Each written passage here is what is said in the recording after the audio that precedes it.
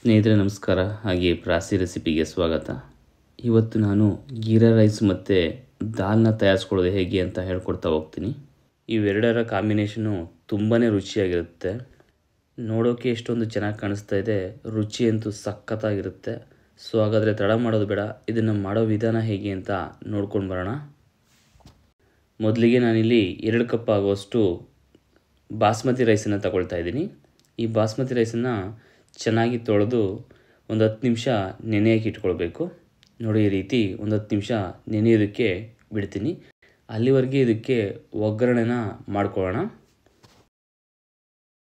ಮುಂದೆ ಒಂದು ಪಾತ್ರೆಗೆ 2 ಟೇಬಲ್ ಸ್ಪೂನಷ್ಟು ಎಣ್ಣೆನ ಹಾಕ್ಕೊಳ್ತಾ ಇದ್ದೀನಿ. ಅದ್ರ ಜೊತೆಗೆ 1 ಟೇಬಲ್ ಸ್ಪೂನಷ್ಟು ತುಪ್ಪನ ಸೇರಿಸ್ಕೊಳ್ಳೋಣ. ಟೇಸ್ಟು ತುಂಬಾ ರುಚಿಯಾಗಿರುತ್ತೆ, ಅದಕ್ಕೋಸ್ಕರ ತುಪ್ಪನ ಹಾಕ್ಕೊಳ್ತಾ ಇದ್ದೀನಿ. ಇದು ಸ್ವಲ್ಪ ಬಿಸಿ ಆಗಲಿ. ಬಿಸಿ ಆದಮೇಲೆ 1 ಟೇಬಲ್ ಸ್ಪೂನಷ್ಟು ಜೀರಿಗೆ ಹಾಕ್ಕೊಳ್ತಾ ಇದ್ದೀನಿ. ಹಾಗೆಯೇ ಇದಕ್ಕೆ ಬೇಕಾಗಿರುವಂತಹ ಮಸಾಲೆ ಪದಾರ್ಥಗಳು: 1 ಇಂಚು ಚಕ್ಕೆ, 2 ಲವಂಗದ ಎಲೆ, ಹಾಗೆ 2 ಏಲಕ್ಕಿ, ಮತ್ತು 3 ಲವಂಗ, 2 ನಕ್ಷತ್ರದ ಹೂವು, ಹಾಗೆ 1 ಮೊಗ್ಗು, ಇವಿಷ್ಟನ್ನು ಹಾಕ್ಕೊಳ್ತಾ ಇದ್ದೀನಿ. ಹಾಗೆ ಅದ್ರ ಜೊತೆ 2 ಮೆಣಸಿಕಾಯಿನ ನೋಡಿ ಥರ ಕಟ್ ಮಾಡಿ ಹಾಕ್ಕೊಳ್ತಾ ಇದ್ದೀನಿ. ಇವಿಷ್ಟನ್ನು ಚೆನ್ನಾಗಿ ಫ್ರೈ ಮಾಡ್ಕೊಳ್ಳೋಣ. ಎಣ್ಣೆಲಿ ಚೆನ್ನಾಗಿ ಬೇಯಲಿ ಇವಿಷ್ಟನ್ನು. ಎಣ್ಣೆಲಿ ಚೆನ್ನಾಗಿ ಫ್ರೈ ಆಗೋದ್ರಿಂದ ಬಾಸ್ಮತಿ ರೈಸ್ಗೆ ಚೆನ್ನಾಗಿ ಹಿಡಿಯುತ್ತೆ. ಸೊ ಆವಾಗ ಟೇಸ್ಟು ತುಂಬ ರುಚಿಯಾಗಿರುತ್ತೆ. ನೋಡಿ, ಇವಾಗ ನೆನೆಯೋಕೆ ಇಟ್ಟಿದ್ವಲ್ಲ ಬಾಸ್ಮತಿ ರೈಸು, ಅದರಲ್ಲಿರುವಂತಹ ನೀರನ್ನ ಹೊರಗಡೆ ತೆಗೆದು ನಾನಿಲ್ಲಿ ರೈಸ್ ಮಾತ್ರ ಹಾಕ್ಕೊಳ್ತಾ ಇದ್ದೀನಿ. ನೋಡಿ, ಈ ರೀತಿ ಸೇರಿಸ್ಕೊಂಡಿದ್ದೀನಿ. ಇದನ್ನು ಚೆನ್ನಾಗಿ ಮಿಕ್ಸ್ ಮಾಡ್ಕೊಳ್ಬೇಕು. ನೋಡಿ, ಈ ರೀತಿ ನಿಧಾನವಾಗಿ ಮಸಾಲೆ ಪದಾರ್ಥಗಳೆಲ್ಲ ಚೆನ್ನಾಗಿ ಹಿಡಿಬೇಕು. ಆ ರೀತಿ ಚೆನ್ನಾಗಿ ಮಿಕ್ಸ್ ಮಾಡ್ಕೊಳ್ಳೋಣ. ಹಾಗೆ ಇದ್ರ ಜೊತೆ ಒಂದು 1/4 ಕಪ್ ಆಗುವಷ್ಟು ಹಸಿ ಬಟಾಣಿನ ಎಡೆದು ಇಟ್ಕೊಂಡಿದ್ದೆ, ಅದನ್ನು ಸೇರಿಸ್ಕೊಳ್ತಾ ಇದ್ದೀನಿ. ಇವಾಗ ನಾನಿಲ್ಲಿ 2 ಕಪ್ ಆಗುವಷ್ಟು ಬಾಸ್ಮತಿ ರೈಸ್ನ ತಗೊಂಡಿದ್ದೆ. ಅದಕ್ಕೆ ತಕ್ಕ ಹಾಗೆ 4 ಕಪ್ ಆಗುವಷ್ಟು ನೀರನ್ನು ಹಾಕ್ಕೊಳ್ತಾ ಇದ್ದೀನಿ.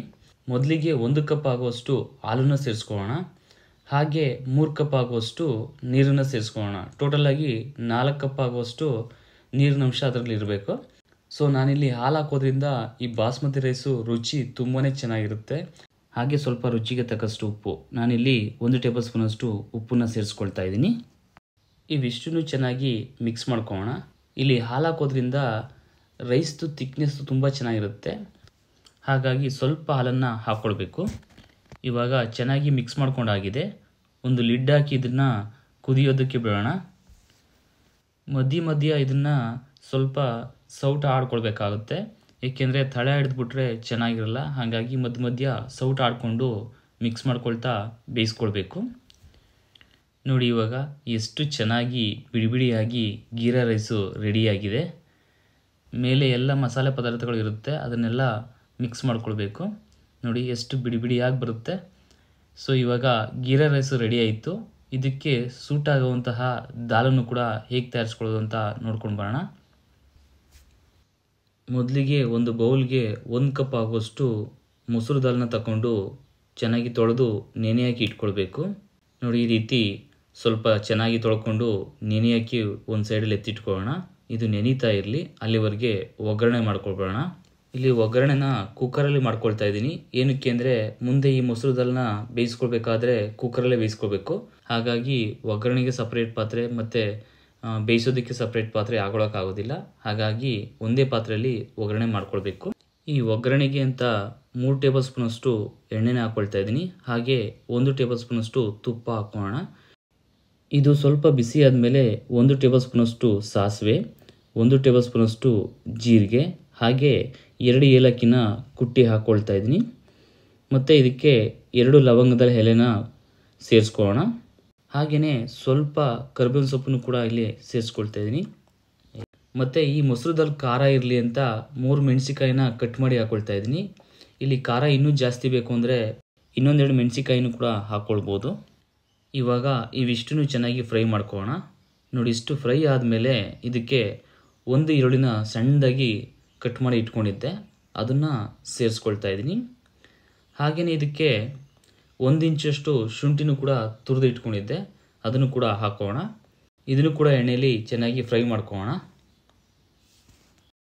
ಸ್ವಲ್ಪ ಫ್ರೈ ಆದಮೇಲೆ 2 ಟೊಮೊಟೊ ಹಣ್ಣನ್ನು ಕಟ್ ಮಾಡಿ ಇಟ್ಕೊಂಡಿದ್ದೆ ಸಣ್ಣದಾಗಿ, ಅದನ್ನು ಸೇರಿಸ್ಕೊಳ್ತಾ ಇದ್ದೀನಿ. ಹಾಗೆ ಒಂದು ಅರ್ಧ ಟೇಬಲ್ ಸ್ಪೂನಷ್ಟು ಅರಿಶಿನ ಪುಡಿ, ಹಾಗೆ ಒಂದು 1/4 ಟೇಬಲ್ ಸ್ಪೂನಷ್ಟು ಇಂಗು, ಇವಿಷ್ಟನ್ನು ಹಾಕ್ಕೊಂಡು ಚೆನ್ನಾಗಿ ಮಿಕ್ಸ್ ಮಾಡ್ಕೊಳ್ಳೋಣ ಅಷ್ಟೇ. ಇಲ್ಲಿ ಫ್ರೈ ಮಾಡೋದೇನು ಬೇಡ, ಸ್ವಲ್ಪ ಮಿಕ್ಸ್ ಮಾಡ್ಕೊಳ್ಳೋಣ ಅಷ್ಟೇ. ಏಕೆಂದರೆ ಇದು ಮುಂದೆ ಕುಕ್ಕರಲ್ಲಿ ಬೇಯೋದ್ರಿಂದ ತುಂಬ ಏನು ಫ್ರೈ ಮಾಡ್ಕೊಳ್ಳೋ ಅವಶ್ಯಕತೆ ಇರೋದಿಲ್ಲ. ನೋಡಿ, ಇಷ್ಟಿದ್ರೆ ಸಾಕು. ಇವಾಗ ನಾವು ಮೊದಲೇ ನೆನೆ ಹಾಕಿ ಇಟ್ಕೊಂಡಿದ್ವಲ್ಲ ಮೊಸರು ದಾಲು, ಅದನ್ನು ಇಲ್ಲಿ ಸೇರಿಸ್ಕೊಳ್ತಾ ಇದ್ದೀನಿ. ನಾನಿಲ್ಲಿ 1 ಕಪ್ ಆಗೋಷ್ಟು ಮೊಸರು ದಾಲನ್ನ ನೆನೆ ಹಾಕಿ ಇಟ್ಕೊಂಡಿದ್ದೆ, ಅದನ್ನು ಸೇರಿಸ್ಕೊಳ್ಳೋಣ. ಹಾಗೆ ಇದ್ರ ತಕ್ಕಾಗೆ ನೀರನ್ನು ಹಾಕ್ಕೊಳ್ಬೇಕು. ನೀರಿಲ್ಲಿ ನಾನು ಇದರ 3ರಷ್ಟು ಹಾಕ್ಕೊಳ್ತಾ ಇದ್ದೀನಿ. ಅಂದರೆ 1 ಕಪ್ ಆಗೋಷ್ಟು ದಾಲನ್ನು ಸೇರಿಸ್ಕೊಂಡಿದ್ದೆ, ಅದಕ್ಕೆ ತಕ್ಕ ಹಾಗೆ 3 ಕಪ್ ಆಗೋಷ್ಟು ನೀರನ್ನು ಹಾಕ್ಕೊಳ್ತಾ ಇದ್ದೀನಿ. ನೀರೆಲ್ಲ ಹಾಕಾದ್ಮೇಲೆ ಕೊನೆಯಲ್ಲಿ ರುಚಿಗೆ ತಕ್ಕಷ್ಟು ಉಪ್ಪನ್ನು ಸೇರಿಸ್ಕೊಳ್ಳೋಣ. ನಾನಿಲ್ಲಿ 1 ಟೇಬಲ್ ಸ್ಪೂನಷ್ಟು ಉಪ್ಪನ್ನು ಸೇರಿಸ್ಕೊಳ್ತಾ ಇದ್ದೀನಿ. ಇವಿಷ್ಟನ್ನು ಹಾಕ್ಕೊಂಡು ಚೆನ್ನಾಗಿ ಮಿಕ್ಸ್ ಮಾಡಿಕೊಂಡು ಕುಕ್ಕರ್ ಕ್ಯಾಪ್ ಹಾಕಿ ಒಂದು 4ರಿಂದ 5 ವಿಸಿಲ್ನ ಕೂಗಿಸ್ಕೊಳ್ಬೇಕು. ನೋಡಿ, ಇವಾಗ 4ರಿಂದ 5 ವಿಸಿಲ್ ಆಗಿದೆ. ಕುಕ್ಕರ್ ಕ್ಯಾಪ್ನ ಓಪನ್ ಮಾಡ್ಕೊಳ್ಳೋಣ. ನೋಡಿ, ಮೊಸರು ದಾಲು ಆಲ್ರೆಡಿ ರೆಡಿಯಾಗಿದೆ. ಇದನ್ನು ಸ್ವಲ್ಪ ಮಿಕ್ಸ್ ಮಾಡಿಕೊಂಡು ಇದಕ್ಕೆ ಕೊನೆಯಲ್ಲಿ ಸ್ವಲ್ಪ ಕೊತ್ತಂಬರಿ ಸೊಪ್ಪನ್ನು ಸಣ್ಣದಾಗಿ ಕಟ್ ಮಾಡಿ ಹಾಕೋಣ. ಈ ಥರ ಕೊನೆಯಲ್ಲಿ ಸ್ವಲ್ಪ ಕೊತ್ತಂಬರಿ ಸೊಪ್ಪು ಹಾಕೋದ್ರಿಂದ ಟೇಸ್ಟು ದಾಲ್ ತುಂಬ ಚೆನ್ನಾಗಿರುತ್ತೆ. ಹಾಗಾಗಿ ಕೊನೆಯಲ್ಲಿ ಸ್ವಲ್ಪ ಕೊತ್ತಂಬರಿ ಸೊಪ್ಪನ್ನು ಮೇಲ್ಗಡೆ ಹಾಕೋಣ. ಇದನ್ನು ಒಂದ್ಸರಿ ಮಿಕ್ಸ್ ಮಾಡ್ಕೊಳ್ಳೋಣ. ಇವಾಗ ದಾಲು ರೆಡಿ ಆಯಿತು, ನೋಡ್ಬೋದು ನೀವು. ಇವಾಗ ಒಂದು ಪ್ಲೇಟ್ಗೆ ದಾಲು ಮತ್ತು ಬಾಸ್ಮತಿ ರೈಸಿಂದ ಮಾಡಿರುವಂತಹ ಗೀ ರೈಸು ಇವೆರಡನ್ನೂ ಸರ್ವ್ ಮಾಡ್ಕೊಳ್ಳೋಣ. ನೀವು ಇಲ್ಲಿ ನೋಡ್ಬೋದು, ಬಾಸ್ಮತಿ ರೈಸಿಂದ ಮಾಡಿರುವಂತಹ ಗೀರಾ ರೈಸು ಹಾಗೆ ದಾಲು ಇವೆರಡನ್ನೂ ಒಂದು ಪ್ಲೇಟ್ಗೆ ಸರ್ವ್ ಮಾಡ್ಕೊಂಡಿದ್ದೀನಿ. ನೋಡೋದಕ್ಕೆ ಎಷ್ಟೊಂದು ಚೆನ್ನಾಗಿದೆ, ರುಚಿ ಅಂತೂ ಸಖತ್ತಾಗಿರುತ್ತೆ. ಮನೇಲಿ ಎಲ್ಲರೂ ಇಷ್ಟಪಟ್ಟು ತಿಂತಾರೆ, ಅದರಲ್ಲಿ ಎರಡನೇ ಮಾತೇ ಇಲ್ಲ. ಸ್ನೇಹಿತರೆ, ನೋಡಿದ್ರಲ್ಲಿ ಇವಾಗ ಹೇಗಿತ್ತು ಅಂತ. ಸೊ ನೀವು ಒಂದ್ಸರಿ ಮನೇಲಿ ಟ್ರೈ ಮಾಡಿ, ಹೇಗೆ ಬಂತು ಅಂತ ನನಗೆ ಕಮೆಂಟ್ಸ್ಲಿ ತಿಳಿಸಿ. ಇದೇ ರೀತಿ ನನ್ನ ಎಲ್ಲ ವೀಡಿಯೋಸ್ನ ನೀವು ನೋಡಬೇಕು ಅಂದರೆ ನನ್ನ ಚಾನಲ್ ಪ್ರಾಸಿ ರೆಸಿಪಿ ಅಂತ, ಅಲ್ಲಿಗೆ ಸಬ್ಸ್ಕ್ರೈಬ್ ಮಾಡ್ಕೊಳ್ಳಿ. ಹಾಗೆ ಪಕ್ಕದಲ್ಲಿರುವ ಬೆಲ್ಲೈಕನ್ನ ಪ್ರೆಸ್ ಮಾಡಿ ಅಂತ ಹೇಳ್ತಾ ಈ ವಿಡಿಯೋನ ಮುಗಿಸ್ತಾ ಇದ್ದೀನಿ. ಧನ್ಯವಾದಗಳು.